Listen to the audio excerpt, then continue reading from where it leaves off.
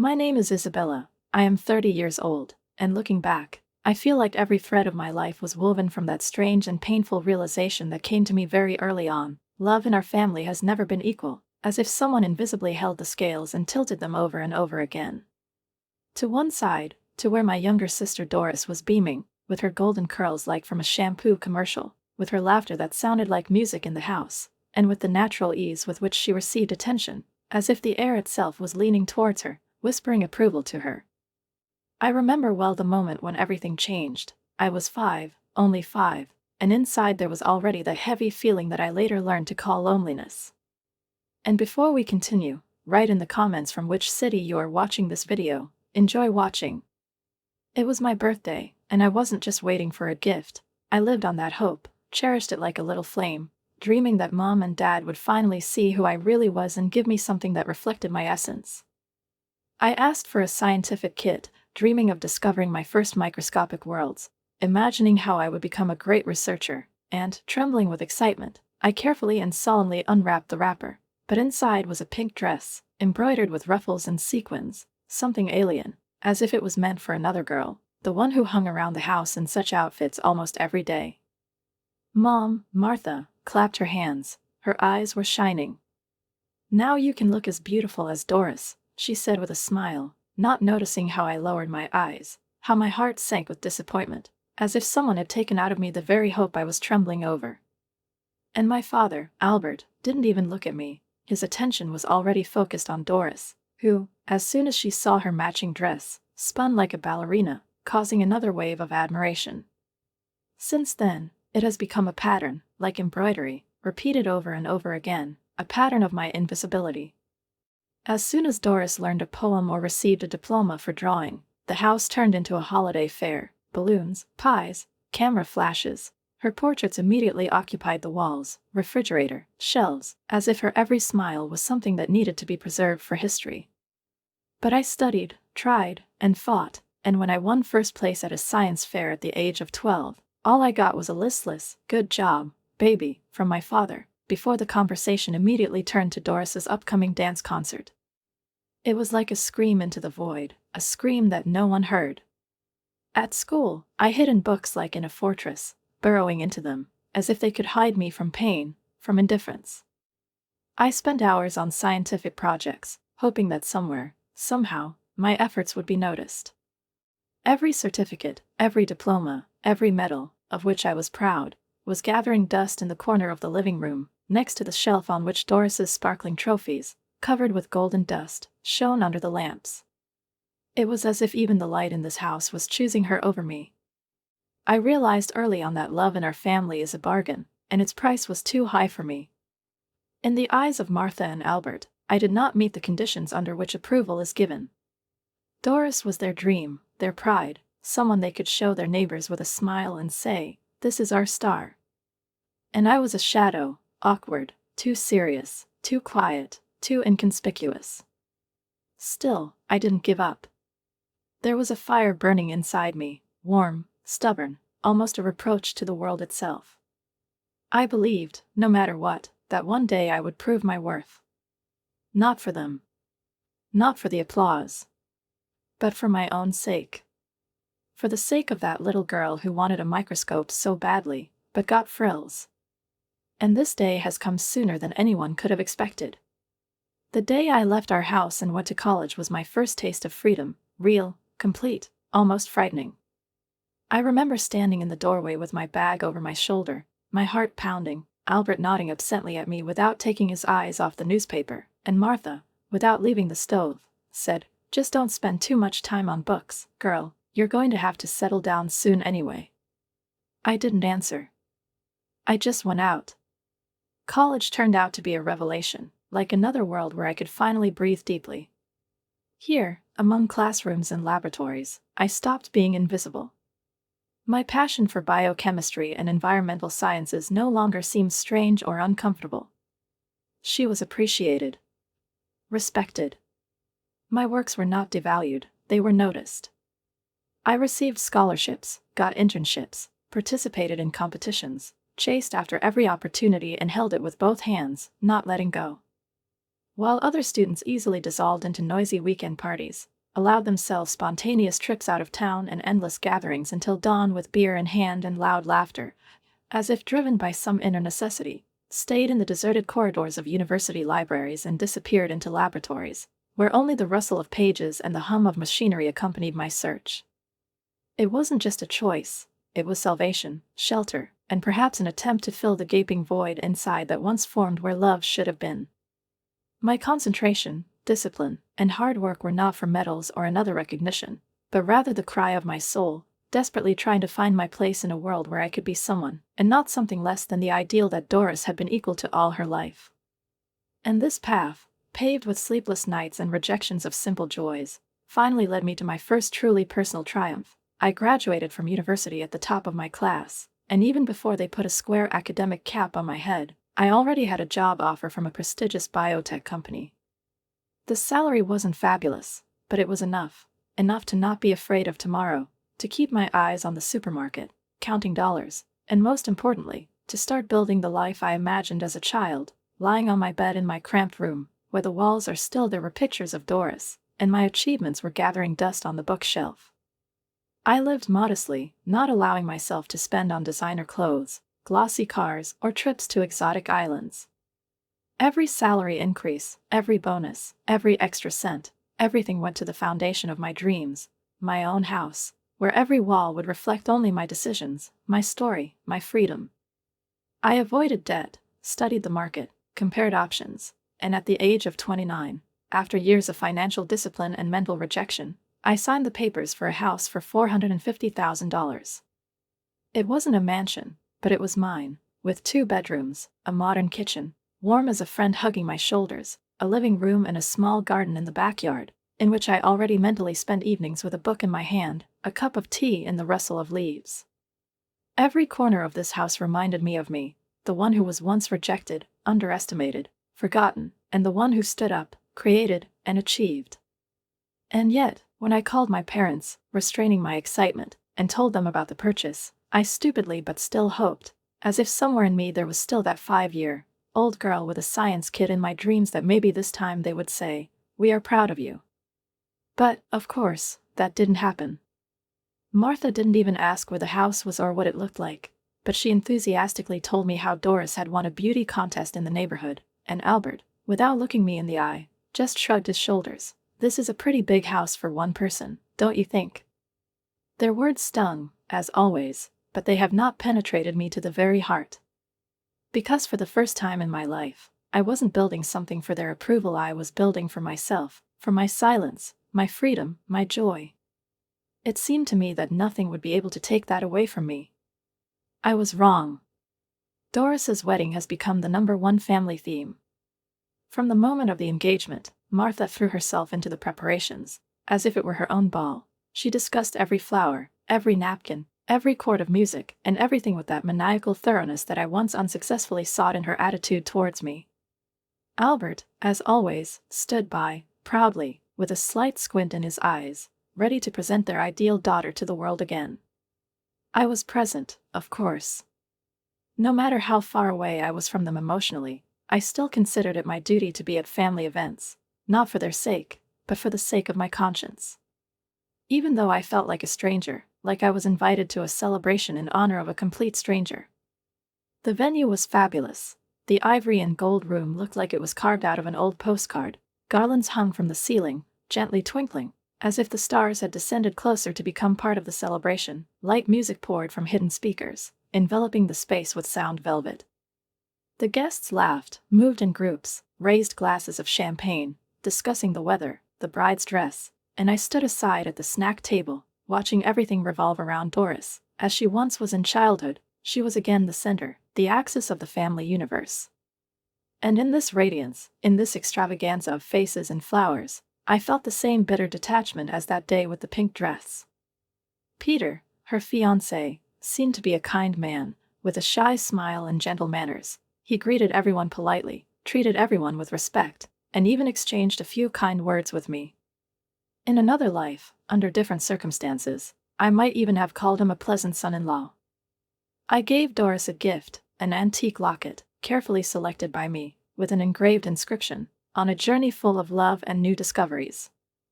It wasn't something expensive, but it was sincere, personal, and from the heart, and, of course, it went almost unnoticed.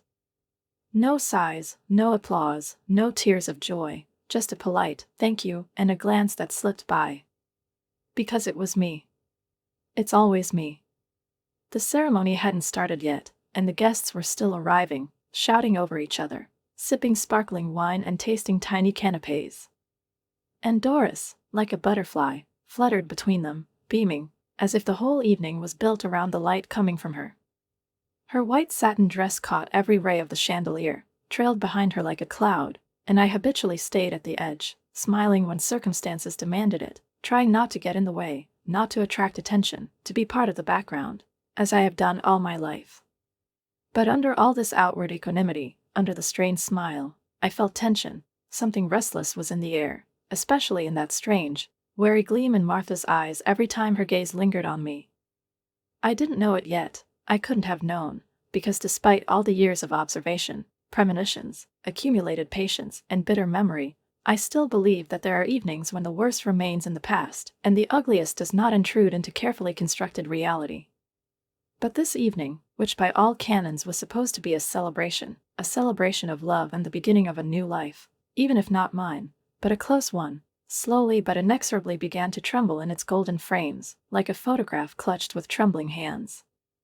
I was standing near the entrance, clutching a thin glass of sparkling water in my palm, watching the bubbles rise to the surface, and it was at this moment that Marta waved her hand at me, smiling too broadly, too sharply, so that this smile felt not joy, but necessity.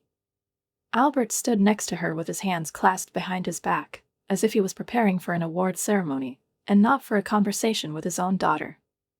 "Isabella, dear, we need to talk quickly," Martha said, and there was the same note in her voice that made my knees buckle as a child, sweet on the surface, but icy at its core. I followed them in silence, moving away from the general crowd to a quieter corner of the hall, where the music no longer overwhelmed my ears, but rolled down to a distant hum, as if disappearing with an echo.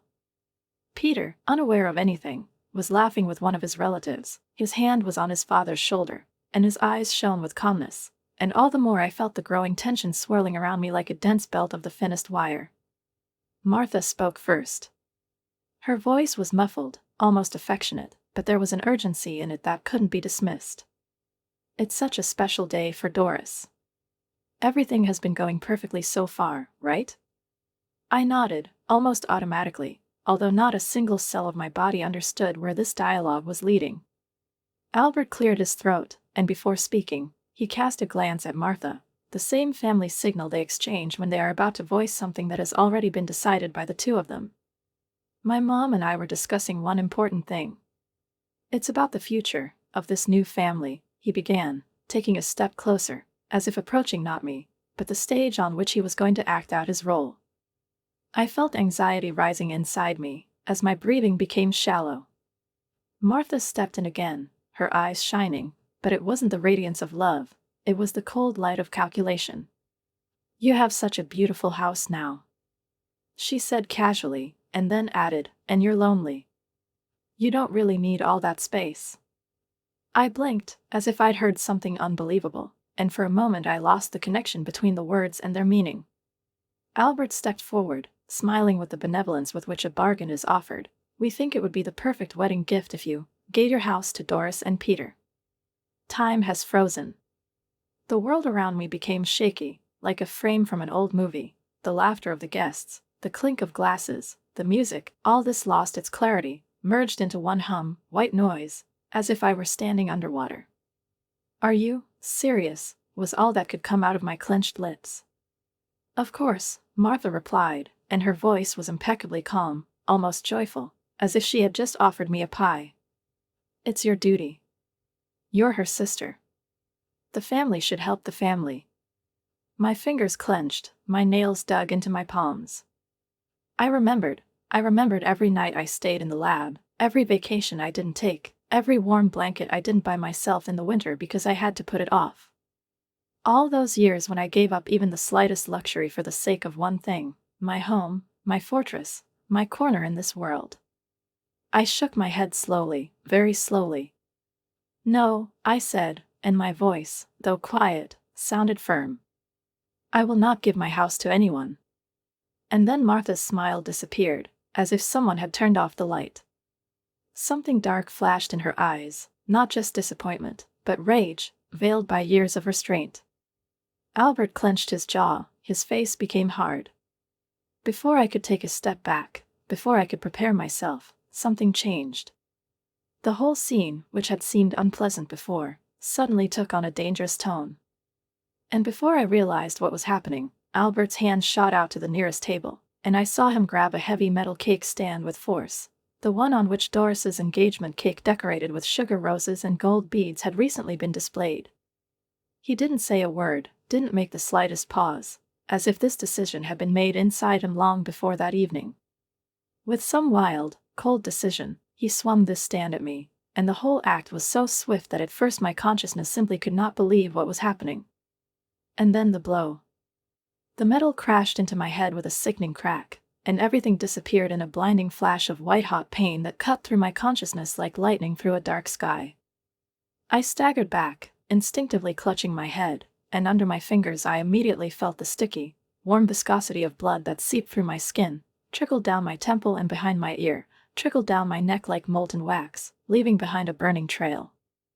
The room, filled with light, music, and festive chatter a few minutes ago, seemed to exhale in one voice. A single sob rolled through it, either surprise or horror, and the next moment someone dropped the plates with a crash, the porcelain hit the marble floor and scattered with a ringing echo, and the voice rose above their heads, cutting through the tension with a cry like the sigh of a lost soul. I could barely hear anything. There was a low roar in my ears, as if I had fallen into a funnel, but I could see, faces distorted with fear, mouths agape in amazement, eyes filled with shock and disbelief, as if they were witnessing something so incredible that their minds refused to accept it. I saw Martha rush towards me, not with alarm, not with remorse, not with the trembling horror with which one rushes to a wounded loved one, but with a twisted grin that was somewhere between contempt and anger, and words as sharp as a blade escaped her lips. "Selfish, ungrateful brat," she hissed, her voice high and shrill, and every word sounded like a slap in the face. "After all we've done for you, do you dare humiliate us, today, of all possible days?" And every word she said seemed to pull the last of the warmth out of the air, causing it to freeze around us. I swayed, trying to stay on my feet, as if the ground beneath me had become soft and unsteady, and my entire vision was enveloped in a fog in which the contours began to blur, like watercolor strokes in the rain. Around me, I noticed how the guests were taking out their phones. Someone was taking them off. Someone was just standing there, unable to take their eyes off the unfolding tragedy. And only one figure, white, frozen, like a statue against the background of someone else's holiday, was motionless. It was Doris. My niece. In her elegant, immaculate dress, she stood with her mouth slightly open, and on her face was frozen not condemnation, not pity, but unbearable, acute bewilderment. She simply did not understand what was happening. And Peter, her fiancé, was already rushing towards me, making his way through the line of guests, pushing aside those who did not have time to part with his shoulders and elbows.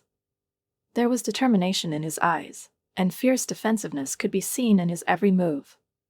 But before he could run up, a clear, loud voice cut through the space like a command on a battlefield. "I'm calling the police," the man shouted, and I recognized him, Eric, one of the distant relatives of the groom, who was introduced to me at the beginning of the evening.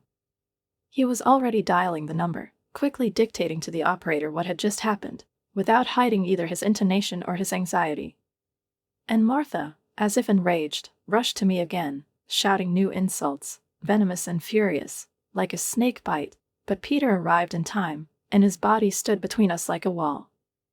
"Stay away from her," he growled, and his voice was unfamiliar. There was no trace of the kind, affectionate man I knew in it. Anger now sounded in him, pure and righteous. My blood dripped onto the white floor like drops of red wine spoiling a spotless tablecloth. The fairy tale wedding they had so carefully planned was turning moment by moment into a nightmare, into a scene from a dramatic movie, and no one could stop this maelstrom. And then, as if picking up the climax of what was happening, the sounds of sirens pierced the ear, shrill, frightening, domineering. Red and blue lights played on the glass walls, reflecting in the crystal chandeliers, on rings, bracelets, wine glasses, like a warning, "Justice is coming." The paramedics rushed in first. Their hands were quick and professional, but there was a tenderness in every movement, as if they understood that the head wound was not all that hurt. They supported me, led me through the numb crowd, pressing gauze to my head, asking questions, checking my pupils. Behind him, as if from another reality, came the sound of a click, handcuffs. "Albert Reynolds," the policeman said with grim severity, "you are under arrest for assault and battery." Nearby, the second officer turned to Marta, whose face was distorted with rage, and, not succumbing to her hysteria, said coldly, "You too, ma'am," before putting her hands behind her back. The world went blank again, either from pain or from the realization that everything was different now.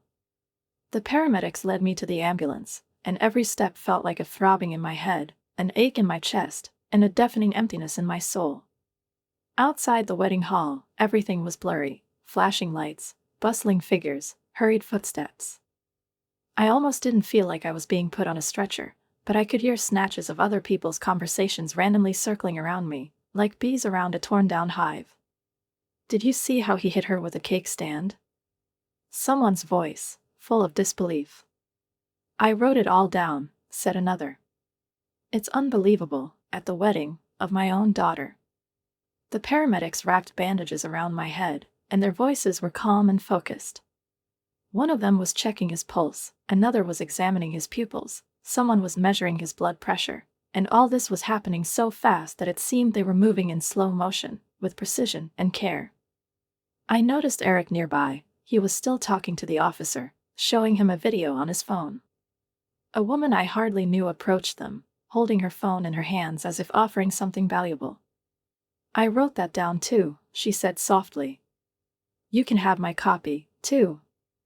A few minutes later, several other guests voluntarily came forward, silently holding out their phones, and on their faces, not fear, not confusion, but anger and contempt. The police officers methodically collected evidence, put everything in its place, wrote down the evidence, recorded the details so that nothing escaped, so that everything that happened that evening would remain in history, not a distorted shadow, but in the exact light of the truth. Meanwhile, Marta and Albert were sitting on the side of the asphalt path near the banquet hall, illuminated by the flashing reflections of police beacons, both handcuffed, both overcome with anger, each in his own way. Marta did not let up, continuing to stir the air with abusive words, almost muttering, like curses launched into space, as if someone else had to. He was ready to hear them and share her rage. But Albert, on the contrary, was silent, looking down at the ground. His shoulders were tense, his jaw was clenched so tightly that muscles stood out on his cheeks, and in this gloomy, there was not only anger in the almost petrified silence, but also something more, perhaps an awareness of the irreversible. Peter couldn't seem to stay still. He hovered nearby as if he didn't know what to do with himself, refusing to take a step away from me, and there was an inner storm in his every move, his hands clenched into fists and unclenched again, as if his body itself was looking for an outlet to the accumulated tension, which seemed to have emanated from him in waves, invisible but palpable, like heat over asphalt on a sultry day.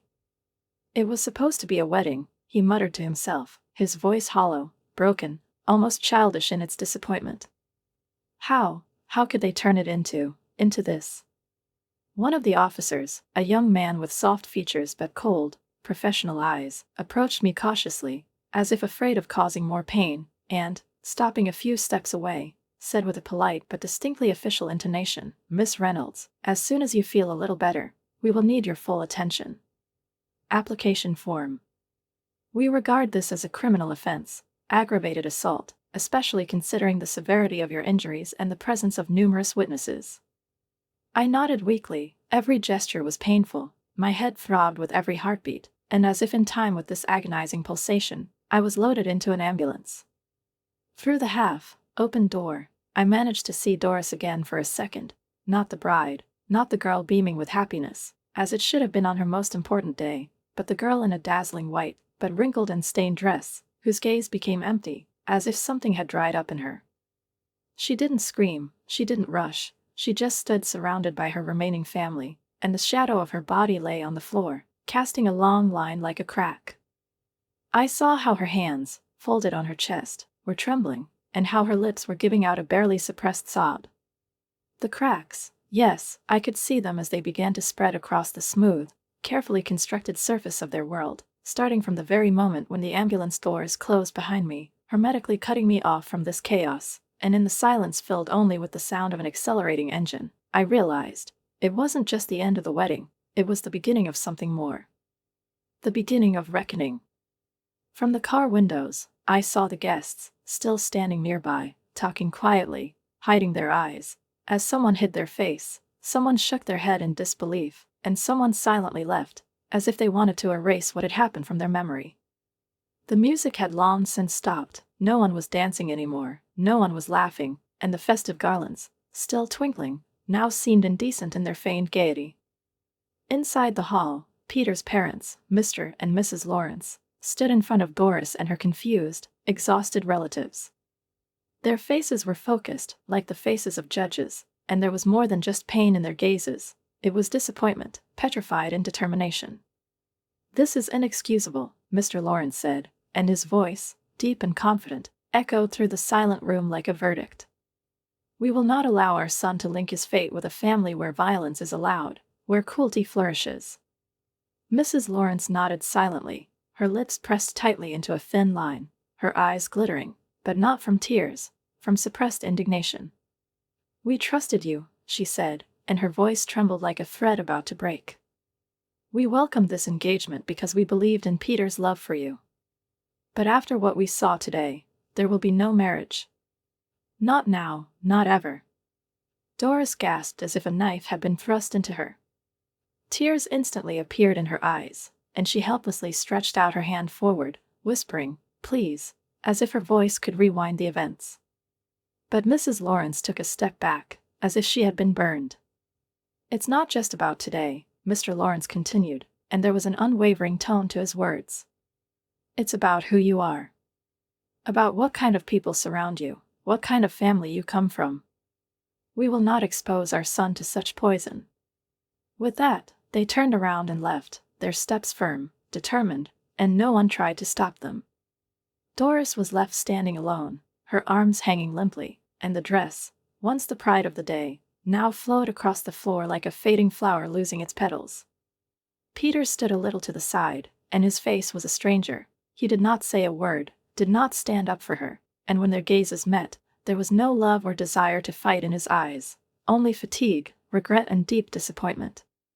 Slowly, the guests began to disperse. Some whispered words of sympathy, some simply turned away, unable to find the right words, and the atmosphere, filled with the expectation of happiness in the morning, was now saturated with shame and loss. In a matter of minutes, the celebration that had been cherished for months collapsed, crumbled to ashes, leaving only bitterness. Doris sank into the nearest armchair, soundlessly, strangled, and her dress spread out around her, as if she had drowned in it. Albert and Martha, now officially under arrest, were in custody, and they could neither intervene nor change anything, shackled not only by handcuffs, but also by the consequences of their own actions. The wedding was officially completely, crushingly cancelled, not postponed, but crossed out, as if it should not have happened at all, as if hundreds of hours of preparation, fitting rooms, rehearsals, worries, tears, and hopes had turned into a mirage that dissipated at the first touch of reality. And all this, unfortunately, boiled down to one simple, searing truth: their cruelty, their rampant, chronic cruelty, did not just mar this day, did not just leave scars on my body and in my soul, it completely, irrevocably destroyed the ideal image that they had been trying to maintain for years, carefully polishing to shine, putting it on display like a showcase doll. Everything that was hidden behind the facade of the family, all the screams, blows, humiliations, burst out at the most inopportune moment, like an abscess bursting in full view of hundreds of witnesses.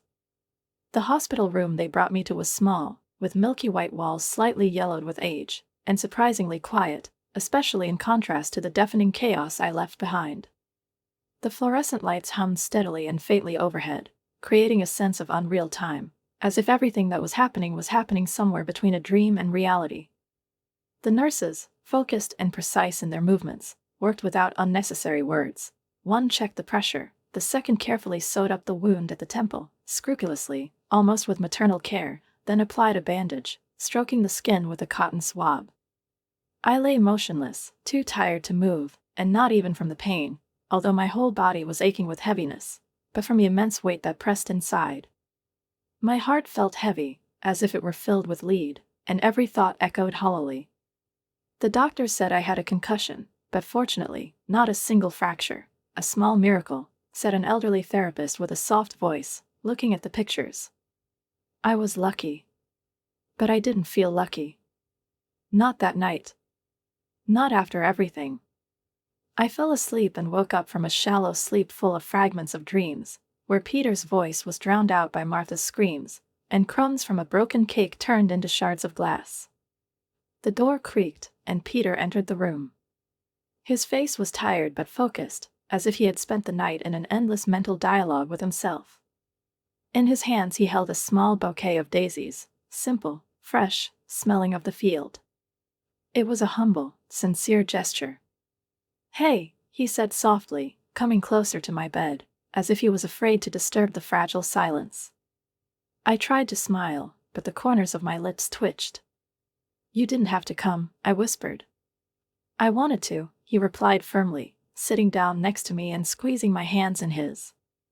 "I had to." There was a long silence in which we both felt the weight of all the words that hadn't been spoken yet. "I'm so sorry for what they did to you," Peter finally said, and his voice trembled slightly. "You don't deserve any of this." I felt tears coming to my eyes, burning, asking to come out, but I blinked them away with an effort of will. I didn't want to cry anymore. Not because of them. "I know a good lawyer," he continued, quieter now, as if afraid to scare me. "His name is Scott. He's my friend. If you're ready, I think you should sue. Not just for today. For everything. For the rest of your life, Isabella." I hesitated. To sue my own parents, even the thought of it seemed to me something forbidden, like a sin. But then Martha's face, contorted with rage, and her voice, harsh as a whip, flashed into my mind. Albert, with his heavy hand, swinging at me as if I were someone else's. All those years when I was humiliated, ridiculed, condemned, as if I were not a daughter, but a random shadow in their house. And something rose to its feet inside me, not rage, no, but necessity. "I want to do this," I said. His voice sounded firmer than I expected. "I have to." Peter smiled slightly, and there was a glint of pride in his eyes. "Good. You deserve justice, Isabella. You deserve better." He squeezed my hand without saying another word, and for the first time in a long time, I felt like I wasn't alone. By the end of that week, as soon as the doctors confirmed that my condition had stabilized and allowed me to be discharged, Peter was there when I left the hospital, supporting me by the arm, as if he wasn't going to let me go. Together, we headed straight to Scott's office, ready to take the first, frightening, but inevitable step towards getting my life back. The office was not what I imagined it to be, not sterile and cold, but warm, almost homely, with heavy wooden shelves filled with legal literature and certificates in antique frames. But despite the comfort, my hands still trembled slightly when I signed the documents. "It's not going to be easy," Scott cautiously warned, pushing the neatly arranged sheets towards me. "But with the evidence that we have a very strong position." I nodded. Peter was sitting next to me, his hands still on mine. His presence gave me the confidence that he was my shield. I looked at the thick folder lying on the table. It contained certified statements from the guests, medical reports documenting concussion and traumatic brain injury, and, most importantly, video recordings of the attack. A few minutes taken from different angles. Albert is furious, Martha is screaming, my hands are covering my face, the falling cake, the shocked faces of the guests. Every moment is cold, undeniable, frozen in digital memory.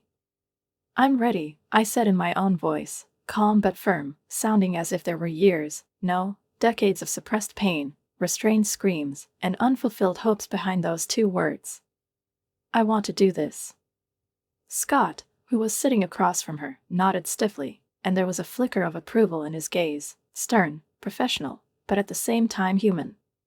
"We are filing charges of assault, emotional abuse, and attempted coercion to transfer property," he said, laying out official papers in front of me that smelled of fresh printing ink and something elusive metallic. Their behavior in the past only strengthens your case, Isabella. We will demand not only criminal liability, but also civil compensation for the damage caused. To hear it out loud, so clearly, so formally, made my stomach clench painfully, but at the same time, something like courage flared up in the depths of my soul, a determination that I hadn't felt for a long time. A few days later, the case had already moved on. Court dates were set, summonses were issued, and witnesses were notified. I watched this process almost distantly, as if it wasn't about me, but about another woman with a different past and a different pain. But when the trial began, and I entered the courtroom filled with the hum of voices, camera clicks, and restrained whispers, I felt like everything I had experienced was now gathered here, in these benches, in the documents, in the people who had come to watch my daughter bring charges against her own parents. Friends, acquaintances, distant relatives, even a few journalists with curls gathered in strict bonds and notebooks in their hands. They all gathered here to witness something that, as it seemed to them, went beyond the ordinary. Albert and Martha sat on the defendant's bench as if they were carved out of stone. Their faces were pale, their lips pressed into a thin line, and their eyes flashed lightning, not so much from fear as from wounded pride. I took my seat, and when it was my turn, I stood up and started talking. My voice trembled at first, but with each phrase it became more confident, firmer, until it regained the strength that had been dormant in me for a long time.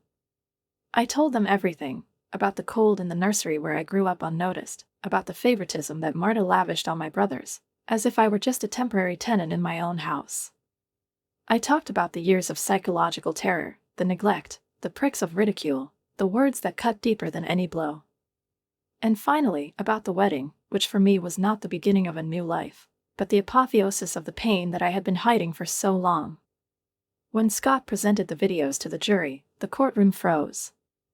Footage flashed on the screen, Albert grabbing a metal cake stand, his face contorted with rage, a swing and a blow, followed by my fall, blood, screams.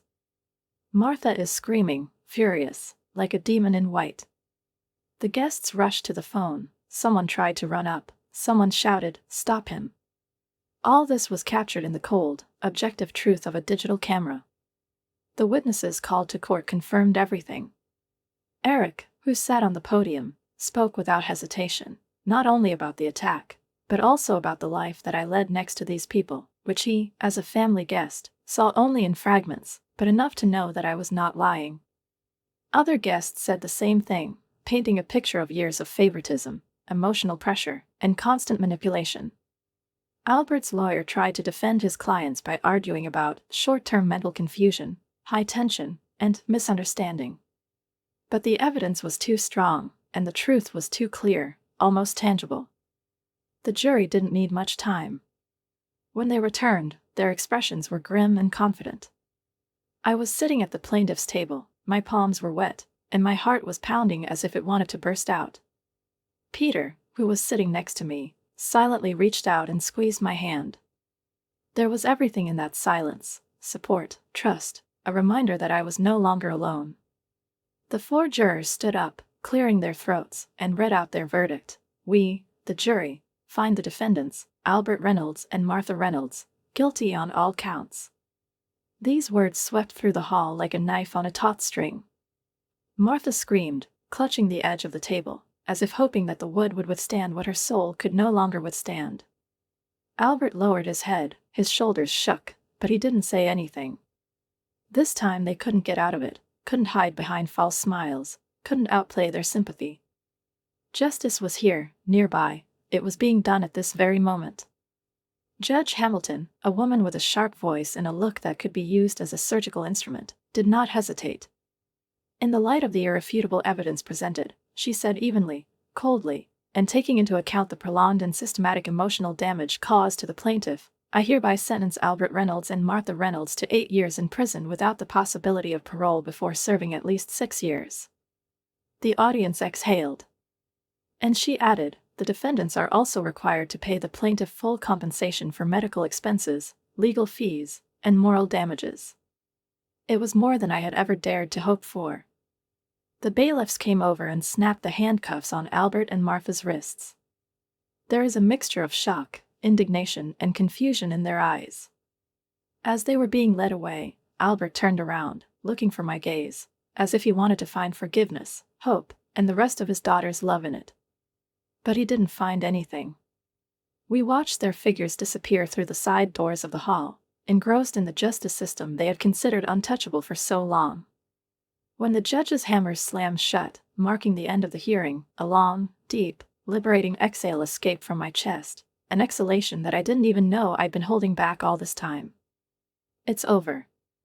The years of neglect, cruelty, sleepless nights, and bitter tears, the years in which I constantly tried to earn approval, love, at least a hint of recognition, all this is now left behind, like a faded photograph in an old album that you can no longer look at, but you can't throw away either. All this, their venomous words, their looks full of condemnation, their control, so long and relentless, like a shadow behind my back, all this led me to this moment. And for the first time in my life, not in a dream, not in dreams, but in reality, I felt what it was like not just to survive, as I used to from a young age, but to really breathe deeply, to be free. The bright midday sun, breaking through the intoxicating city noise, gently touched my face when I left the courthouse, and its ray, like a gentle palm, warmed my skin, muffling the remnants of the tension that had lived inside me for so long. The cool spring breeze carried with it not only freshness, but also the very feeling of completeness, a real, sincere, deep completeness that I had never known before, as if my whole life before was just a draft, and now, for the first time, I came out clean. In one hand, I clutched a piece of paper, the last paper proof that the truth had prevailed, that justice, albeit belated, had nevertheless come. In the other, I felt something much less tangible, but much more valuable, the warmth of opportunity, the promise of a new chapter that I now had to write myself. And there, behind the heavy oak doors I had just walked through, he was waiting for me, Peter, tall, collected, in a dark blue suit, in which he seemed even more calm, even more reliable than ever. A smile touched his lips, not triumphant, not ostentatious, but full of hope, deep, quiet, like an early morning after a nighttime thunderstorm. He didn't say a word, just came up to me, and his fingers gently brushed a lock of hair from my face. The touch of his hand was so warm that for a moment I closed my eyes. "You did it," he said, and there was everything in his voice: pride, respect, love. "You stood up for yourself. You've changed your life." I swallowed, my throat constricted with excitement, and in response to his words, I whispered, almost without hearing myself, I couldn't have done it alone. He shook his head slowly, his eyes glowing as if they reflected everything I hadn't seen in myself for a long time. "You've always been strong, Isabella," he said. "You just needed someone who believed in you like I do." He took a deep breath, and at that moment everything around us seemed to freeze. The city noise disappeared into thin air, footsteps, conversations, camera flashes, all this receded like the scenery in a theater, leaving only a stage where only we were. Peter and me. He reached into his pocket and pulled out a small velvet box. I held my breath. "I know," he began, his voice full of sincerity, "that this is not exactly the moment from the fairy tale. But life, it's not perfect. She's real. And I'd rather build something real with you than chase after illusions." He opened the box, which contained an elegant, simple wedding ring, restrainedly beautiful, exactly the kind I would have chosen myself if someone had ever asked. And then, without taking his eyes off me, he got down on one knee right on the steps of the courthouse. "Isabella Reynolds," he said with that special tone in his voice that only appears when a person says something that comes straight from the heart, "will you marry me?" Tears clouded my vision, and a wave of emotions, joy, relief, hope, love, overwhelmed me with such force that I almost lost my balance. The pain of the past has not disappeared. She was still inside me, like an old scar. But now she was no longer in control of my life. I got over it. I rose from it. And now I had a future in front of me that I hadn't even dared to dream of before. "Yes," I whispered, and then, a little louder, with complete determination, like a vow to myself, "yes." Around us, a small crowd, friends, acquaintances, random passers-by exploded with shouts of joy, applause, and cheers. Peter put the ring on my finger, and I couldn't help but hug him tightly, laughing through my tears. Tears that weren't from pain at that moment, but from happiness.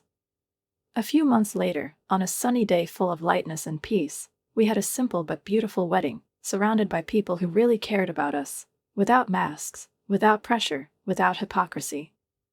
No grandiose spectacles, no toxic expectations, just love, honesty, and hope.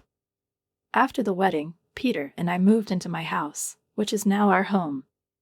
The very house I fought for, which cost me not only $450,000, but also strength, courage, and self-affirmation. Every wall, every room, every corner of this space has become a testament to perseverance, steps towards healing, and the courage to leave behind something that no longer serves life. This house became more than just a place where we lived. He became proof that I can choose myself. And for the first time in my life, I didn't just exist.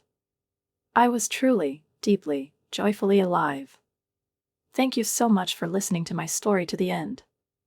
If she touched your heart, if you found a piece of yourself or inspiration for your own path in her, please like this video, leave a comment, and share your thoughts. And be sure to subscribe to the channel so that you don't miss even more powerful, real, and emotional stories every week. Your support is everything to us. It is thanks to you that we continue to share the light. See you in the next story.